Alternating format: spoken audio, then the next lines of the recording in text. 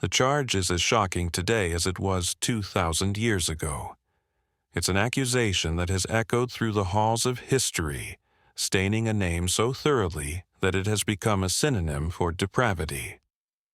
The charge is this: that the Emperor of Rome, Gaius Caesar Augustus Germanicus, better known to us as Caligula, turned the sacred Palatine Palace into a high-class brothel, a place where the wives and daughters of the most distinguished senators, the very pillars of Roman society, were allegedly forced to sell their bodies to fill the emperor's personal treasury. This is the story we have been told, a lurid tale of a monster on the throne, a sexual predator whose perversions knew no bounds, and the evidence at first glance seems damning.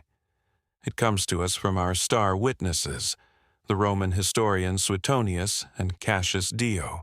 It is through their eyes, through their words, that we see Caligula forcing noble women into servitude, personally inspecting the palace's new clientele, and meticulously recording the profits from their degradation. Their accounts are detailed, unflinching, and utterly convincing. But in any trial, the credibility of a witness is everything. And here, in the courtroom of history, we must ask the difficult questions. Suetonius and Dio wrote their damning accounts decades after Caligula was assassinated. They wrote under the rule of emperors who belonged to a different dynasty, a dynasty that built its legitimacy on the ruins of Caligula's reputation. So, we must ask, were they recording objective history, or were they meticulously crafting a character assassination, a post-mortem prosecution designed to ensure that Caligula would be convicted for eternity in the mind of posterity? In this investigation, you are not merely a spectator, you are the jury. Together, we will examine the evidence presented against this emperor. We will cross-examine the ancient witnesses, scrutinize their motives, and peel back the layers of 2 millennia of scandal. Our task is to answer the central question: were the infamous sexual rituals of Caligula the chaotic acts of a depraved madman? Or were they something far more terrifying, the cold, calculated political maneuvers of a ruthless tyrant, using sex as his most devastating weapon? The journey we are about to embark on will take us deep into the paranoid, treacherous world of the Roman imperial court. We will uncover a story not just of perversion, but of power, propaganda, and the terrifying ease with which history can be rewritten by the victors. The truth, you will find, is far more complex and far more unsettling than the goriest of rumors. Let us now turn to the first and most infamous charge laid against Caligula by the prosecution of history, the allegation of the palace brothel. This is the cornerstone of his reputation for sexual monstrosity, a story so vivid and sordid that it has dominated his legacy for 2 millennia. Our primary witness, Suetonius, provides an account that is both meticulous in its detail and breathtaking in its audacity. He asks us to imagine the Palatine Hill, the very heart of Roman power and prestige, its hallowed halls and imperial residences, being systematically converted into a commercial enterprise of human flesh.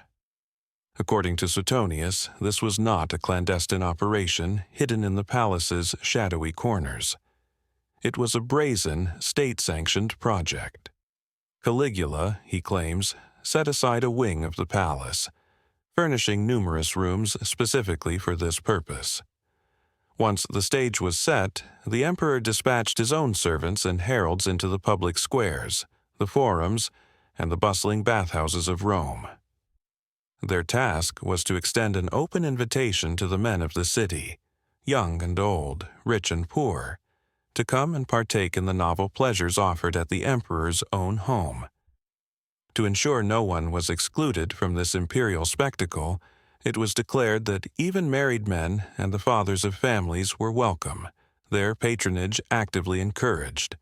The account descends into even greater detail, painting a picture of calculated, almost bureaucratic depravity.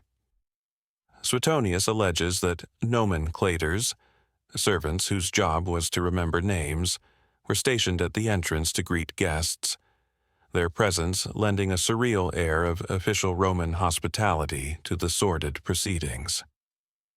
The price of admission was not left to chance.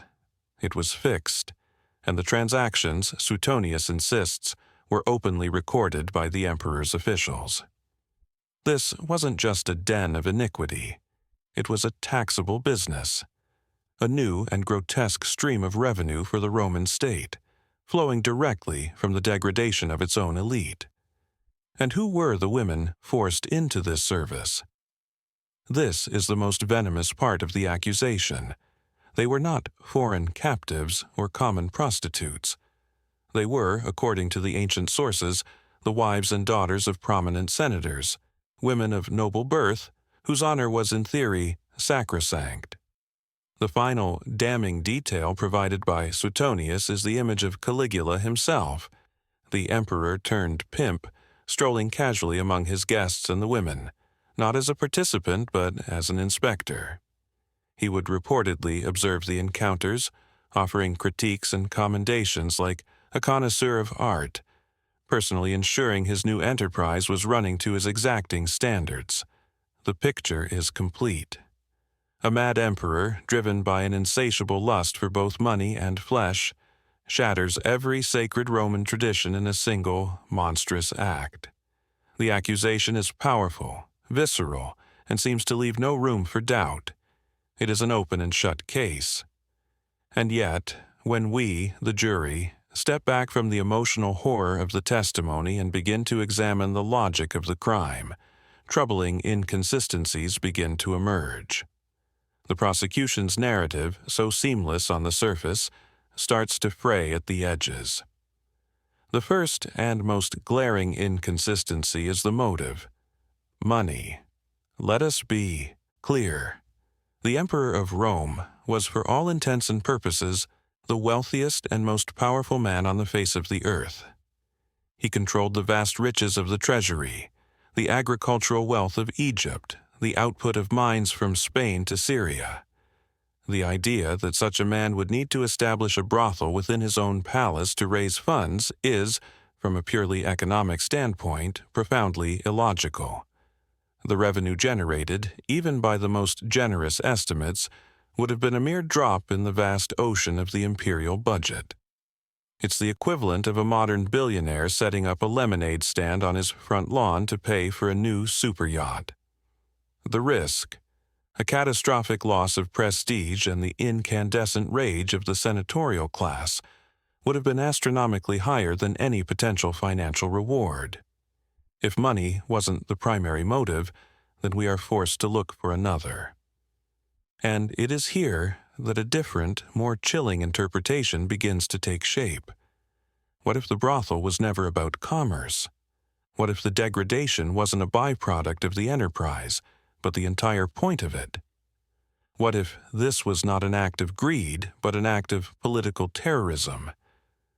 To understand this, we must understand the currency of power in ancient Rome.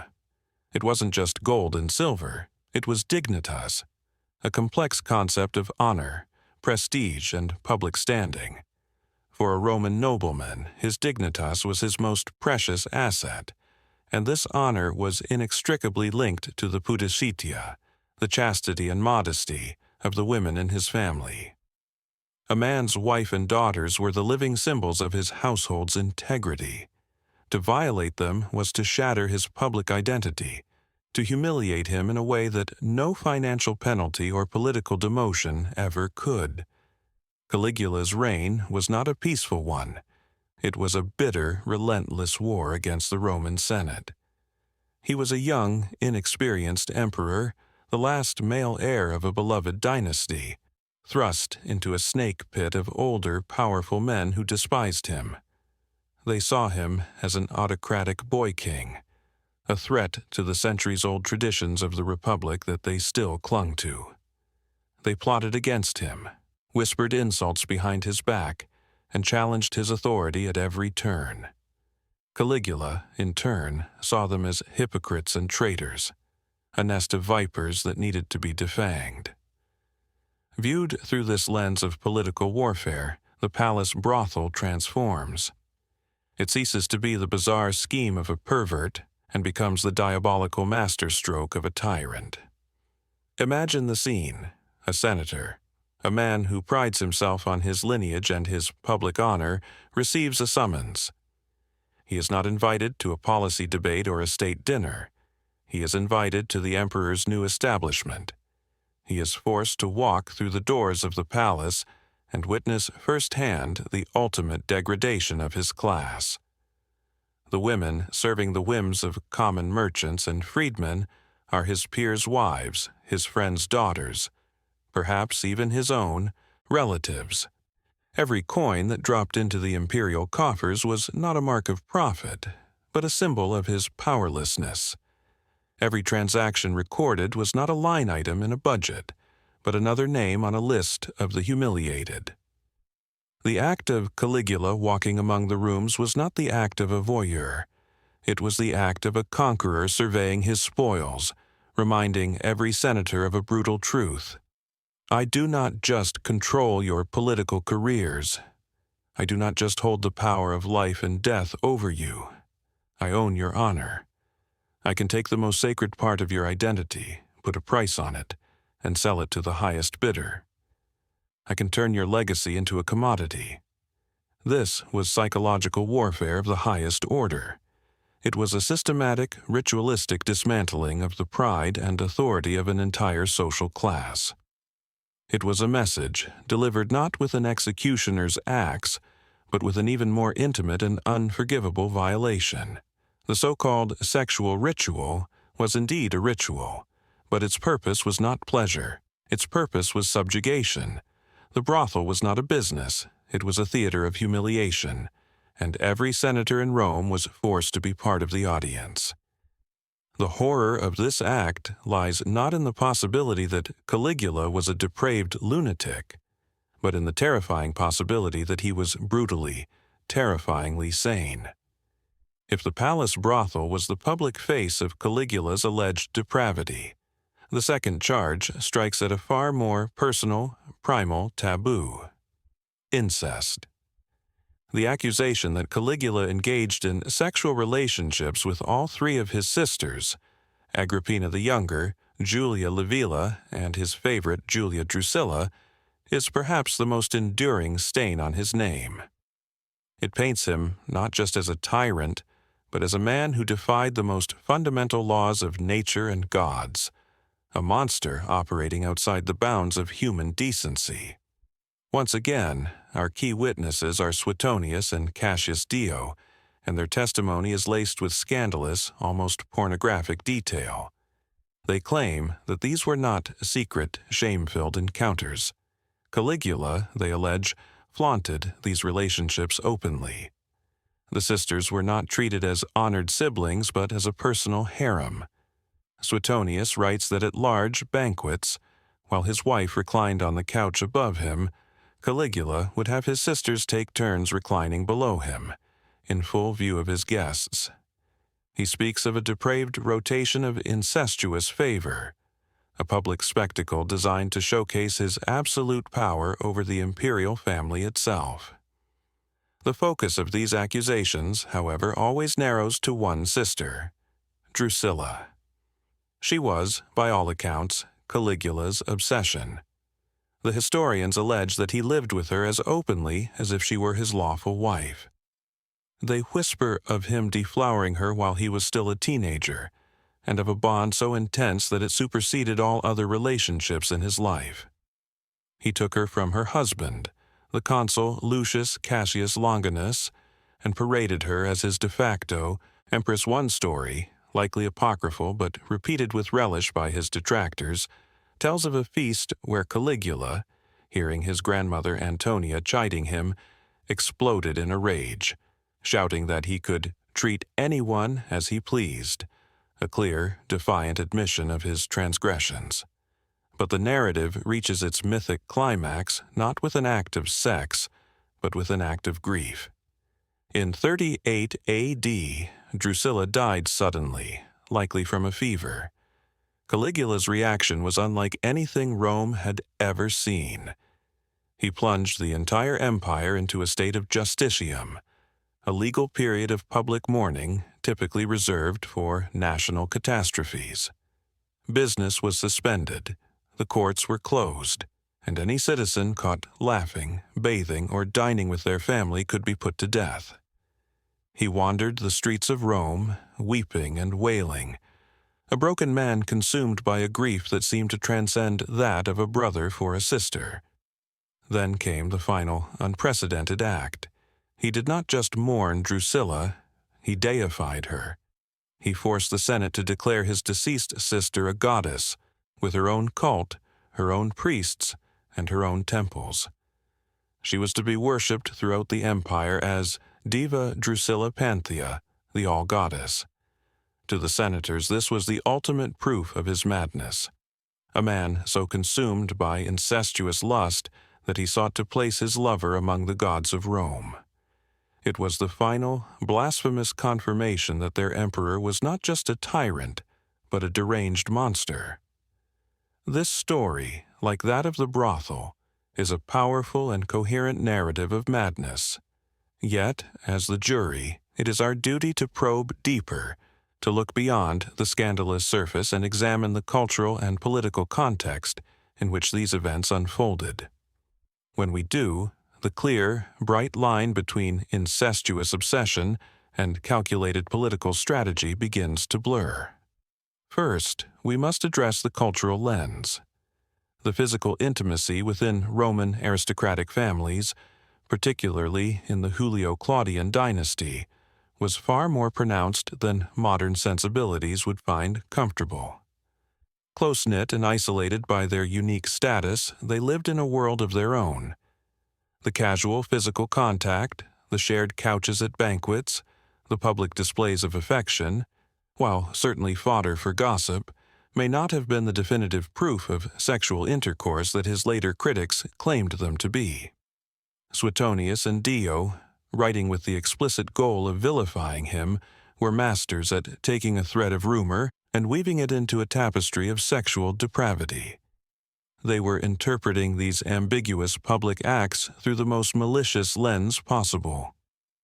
But the most compelling counter-argument lies not in defending Caligula's innocence, but in analyzing the political implications of his actions, particularly the deification of Drusilla. Was this truly the desperate act of a grief-stricken lover?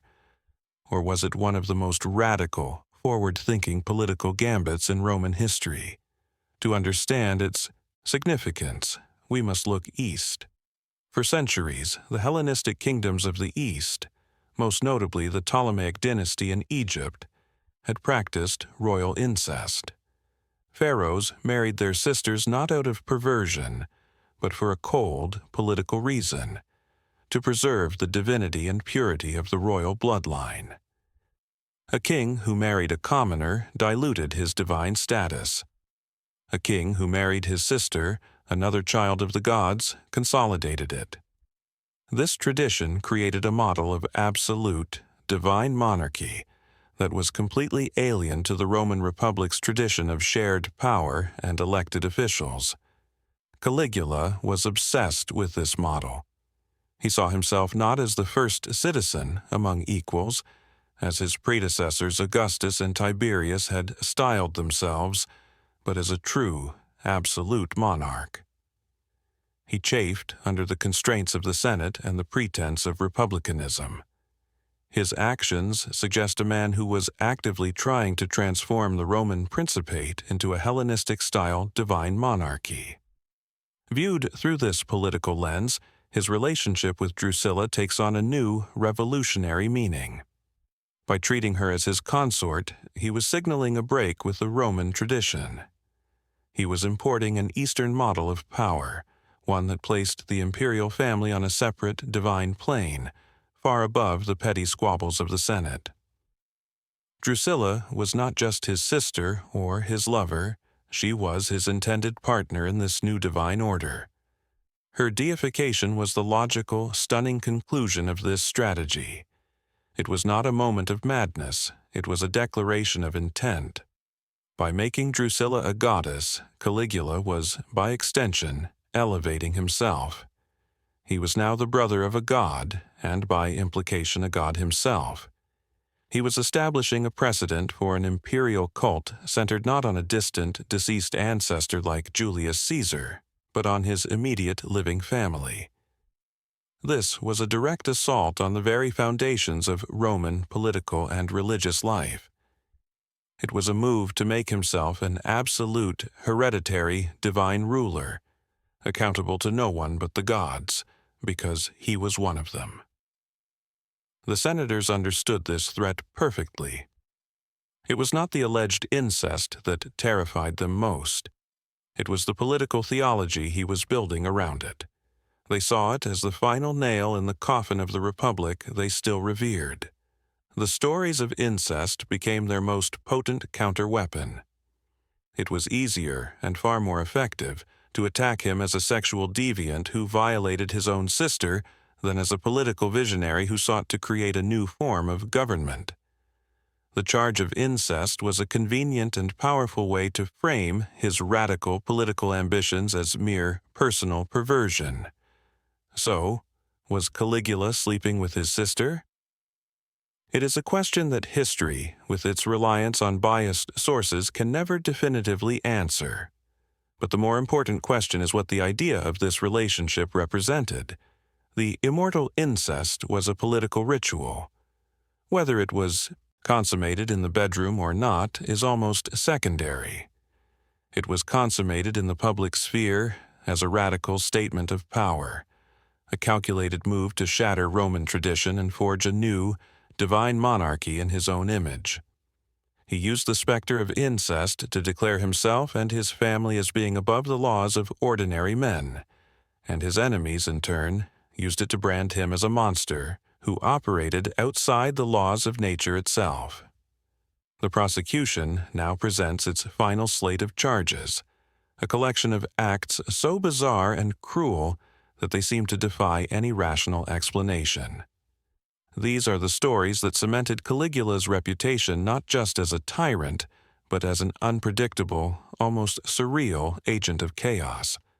We are told of an emperor who attended the weddings of his allies only to abduct the bride, who subjected the wives of senators to public sexual critiques, and who, in the most famous tale of all, planned to elevate his favorite horse, Incestatus, to the highest office in Rome. On the surface, these acts appear to be the disjointed outbursts of a mind unraveling, a man whose whims were as dangerous as they were insane. But as the jury, we must look for a pattern, and when we examine these disparate events together, a chilling, unifying logic begins to emerge. Let us first examine the case of the stolen brides. The historian Cassius Dio recounts the story of Caligula attending the wedding of Gaius Piso, a prominent nobleman. In the middle of the ceremony, the emperor allegedly leaned over to the groom and whispered a threat from Homer's Iliad. "I too will lie with your wife." He then ordered the bride, Livia or Astilla, to be taken to the imperial palace. The next day, he publicly announced that he had taken a new wife in the tradition of Romulus and Augustus, the founders of Rome. A few days later, he divorced her and banished her from the city. This was not an isolated incident. Suetonius adds another, that of Lollia Paulina, a woman he summoned from a distant province after hearing reports of her grandmother's beauty, forced her husband to divorce her, married her, and then quickly discarded her. Next, we have the horrifying accounts of his dinner parties. These were not celebrations of fellowship. They were elaborate rituals of terror. Suetonius and Dio both describe a recurring performance. Caligula would invite a senator and his wife to dine at the palace. During the meal, the emperor would scrutinize the wife, often leaving the table to inspect her more closely in a private chamber. He would then return to the banquet hall, while her husband sat frozen in silence, and proceed to give a loud, detailed, and often critical review of the woman's physical attributes and her performance in the bedchamber. He was turning the most intimate act of a marriage into a public spectacle, a piece of dinner theater where the main course was the senator's absolute and utter humiliation. And finally, we have the horse, Incestatus. This story has become the ultimate symbol of Caligula's madness. Suetonius claims the emperor adored the horse so much that he gave him a marble stable, an ivory manger, a collar of precious jewels, and a retinue of slaves. He would invite the horse to dine with him, feeding him oats mixed with flakes of gold. The ultimate insult, the punchline to this imperial joke, was Caligula's alleged promise to make Incestatus a consul, the highest-ranking magistrate in the Roman Republic. To the senators, this was the final proof that their emperor held them in such contempt that he believed his horse was more competent to rule than they were. Taken individually, these stories are shocking vignettes of tyranny, but when viewed together, they reveal a clear, undeniable pattern. The victims are always the same: the Roman aristocracy, the senators and noblemen who represented the old guard of the Republic. The stage is always public. A wedding, a dinner party, a political announcement, and the weapon is always the same: ritualistic humiliation. This was not random insanity. This was a calculated and relentless campaign to psychologically dismantle his political enemies. The sexual rituals were the most potent part of this campaign. Caligula's actions at the dinner parties were not driven by lust. They were driven by a desire to demonstrate absolute dominance. In Roman culture, a man's control over his household, his patria potestas, was the bedrock of his public authority. By publicly taking a senator's wife, Caligula was not just committing adultery. He was symbolically castrating the husband. He was staging a performance with a single, brutal message: your authority, even in your own home, is an illusion. Your property, your wife, your very honor are all mine to take whenever I please. You are not my colleagues in power. You are my possessions. The public critique afterwards was the final twist of the knife, forcing the husband to be complicit in his own dishonor, to sit and listen to the emperor review his wife like a piece of livestock. The abduction of brides served the same political purpose. It was a theatrical reenactment of the rape of the Sabine women, the foundational myth of Rome, where Romulus and his men abducted wives for themselves. By repeating this act, Caligula was casting himself as a new Romulus, a founder of a new kind of Rome, a city where his will was the only law. He wasn't just stealing a woman. He was stealing a symbol and rewriting Roman history with himself at the center. And the horse, Incestatus, was the grand, absurdist finale of this political theater. Whether Caligula ever seriously intended to make his horse a consul is irrelevant. The power lay in the threat. It was the ultimate expression of his contempt.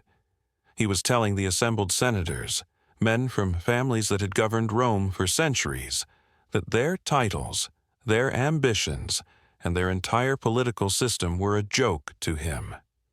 He was saying, "The office you covet, the power you kill for, I can bestow upon my horse. That is how little you mean to me." The horse was not a sign of his madness. It was a symbol of their irrelevance. The horror of Caligula's reign, then, was not that it was lawless, but that he was creating a new, terrifying law based on public, ritualistic degradation. Sex, marriage, and even the institutions of government became his props. The bedroom and the Senate floor became his stages. He was not just a tyrant who killed his enemies. He was a political artist who forced them to live in a state of perpetual, public shame. He understood that true power was not just the ability to end a man's life, but the ability to destroy his soul while he was still breathing. We have now examined the evidence. We have heard the prosecution's lurid tales of a palace brothel, of immortal incest, and of public humiliations that blur the line between tyranny and insanity. We have also heard the defense, a counter-narrative that recasts these grotesque sexual rituals not as the random outbursts of a madman, but as the calculated strokes of a political monster, a tyrant who weaponized sex and shame to terrorize his enemies. The case against Emperor Caligula is laid bare before us. It is time for the jury to render its verdict. Before we do, however, we must consider one final piece of evidence, not of a crime, but of a motive. We must, for a moment, look past the monster and see the boy. Gaius, the future Caligula, did not have a childhood. He had a survival course in paranoia and brutality. He was the son of Germanicus, the most beloved general of his time, a man so popular that the Emperor Tiberius saw him as a threat. When Gaius was just a boy, his father died under mysterious circumstances, widely believed to have been poisoned on Tiberius's orders. This was only the beginning of his nightmare. He then watched as his entire family was systematically destroyed by the emperor's paranoia. His mother, Agrippina the Elder, and his two older brothers, Nero and Drusus, were arrested for treason. They were not given a swift execution. They were exiled to barren islands and slowly, deliberately starved to death. Young Gaius was spared, but he was taken to the island of Capri to live with the very man who had murdered his family, the aging, paranoid Emperor Tiberius. Imagine that existence. A young boy, effectively a hostage, living every day in the shadow of his family's killer. He had to smile, to flatter, to show absolute devotion to a monster, knowing that a single wrong word, a single sullen glance, could mean his own agonizing death. He was, as one historian noted, the ultimate survivor of a dysfunctional, homicidal family. Can a mind that is forged in such a crucible of terror and betrayal ever be expected to emerge whole? Can a boy who learns that love leads to death and that power is expressed through the slow, cruel destruction of others ever learn to rule with justice and moderation? This is not an excuse for his actions, but it is a vital context. It is the origin story of the monster. So, what is our final verdict? The evidence makes it overwhelmingly clear that Caligula was a cruel, arrogant, and deeply disturbed tyrant. His reign was one of terror, marked by summary executions, confiscations of property, and a megalomaniacal belief in his own divinity. On this, the historical record is unequivocal. He was, without question, a political monster. However, when it comes to the specific charges of his sexual rituals, the case becomes far more complex. The stories of the palace brothel and the incest with his sisters, in their most extreme and graphic forms, are almost certainly the product of hostile propaganda. They were written by his enemies for an audience that wanted to believe the worst.